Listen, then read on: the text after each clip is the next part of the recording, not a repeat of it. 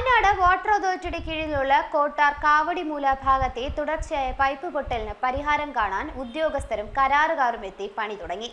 ആയനാട് water അതോറിറ്റിയുടെ കീഴിലുള്ള കോട്ടാർ കാവടിമൂല ഭാഗത്തെ തുടർച്ചയായ പൈപ്പ് പൊട്ടലിന് പരിഹാരം കാണാൻ വാർത്ത വന്ന മണിക്കൂറുകൾക്കകം ബന്ധപ്പെട്ട ഉദ്യോഗസ്ഥരും കരാറുകാരും എത്തി പണി തുടങ്ങി. മാധ്യമങ്ങളിൽ വാർത്ത വന്നതിനെ തുടർന്ന് അരുവിക്കര MLAയുടെ ശ്രദ്ധയിൽപ്പെടുകയും അധികൃതരുമായി സംസാരിക്കുകയുമായിരുന്നു.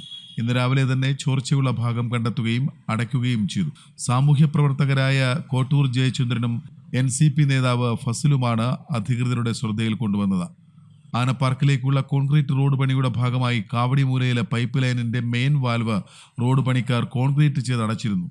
നാട്ടുകാരുടെ നിരന്തരമായ പരാതിയെ തുടർന്ന് വാട്ടർ അതോറിറ്റി അധികൃതരെത്തി കാവടിമൂലയിലെ വാൽവ് തുറന്നു. വെള്ളം ലഭിക്കണമെങ്കിൽ പമ്പ് ചെയ്യണം. കാളിപാറ ശുദ്ധജല പദ്ധതി പ്രകാരമാണ് പലപ്പോഴും കോട്ടൂരിൽ വെള്ളം എത്തുന്നത്. കാളിപാറ പദ്ധതി ആയനാട് സെക്ഷന്റെ കീഴിൽ വരുന്നതല്ലെന്നാണ് ആയനാടുകാർ പറയുന്നത്.